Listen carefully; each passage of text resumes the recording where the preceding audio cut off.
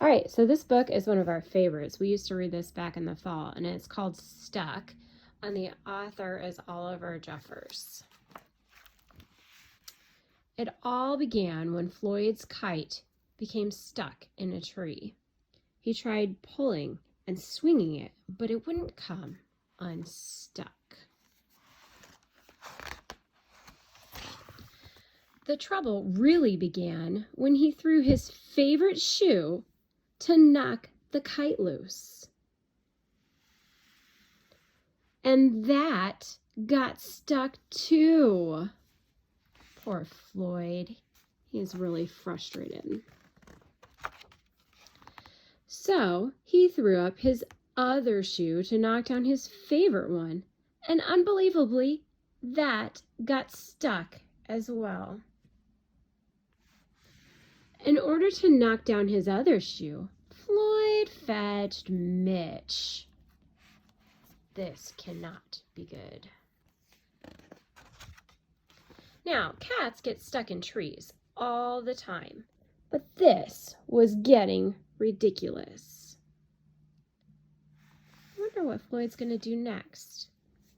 So Floyd got a ladder. Oh, Floyd, you're so smart. He was going to sort this out once and for all.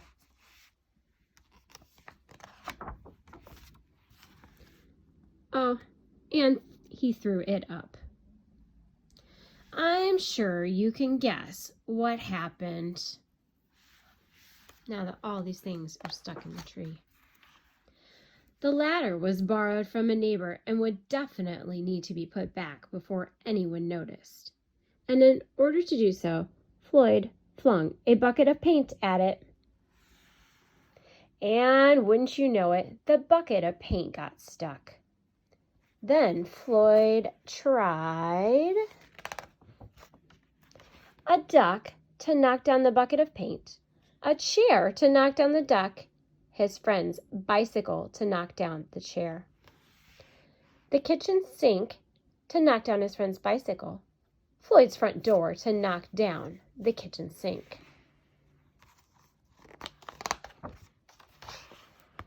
The family car to knock down their front door, and the milkman to knock down the family car.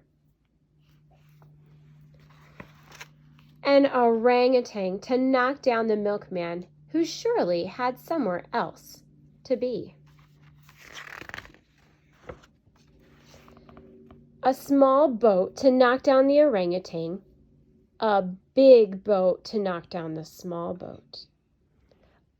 A rhinoceros to knock down the big boat, a long-distance truck to knock down the rhinoceros, and the house across the street to knock down the long-distance truck. Floyd must have been super strong. A lighthouse to knock down the house no longer across the street, and a curious whale in the wrong place at the wrong time to knock down the lighthouse. And guess what? They all got stuck up in that tree along with the kite. A fire engine passing heard all the commotion, and the firemen stopped to see if they could help out at all. And up they went, first the engine, followed by the firemen, one by one. And there they stayed, stuck between the orangutan and one of the boats. Firemen would definitely be noticed missing, and Floyd knew he'd be in big trouble.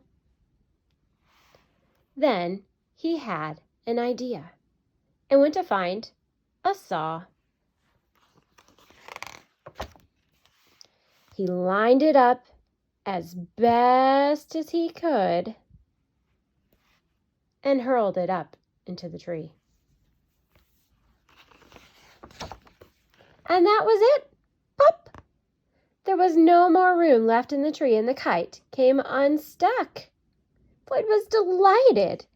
He had forgotten all about his kite and put it to use immediately, enjoying the rest of his day very much. That night, Floyd fell asleep exhausted, though before he did, he could have sworn there was something he was forgetting.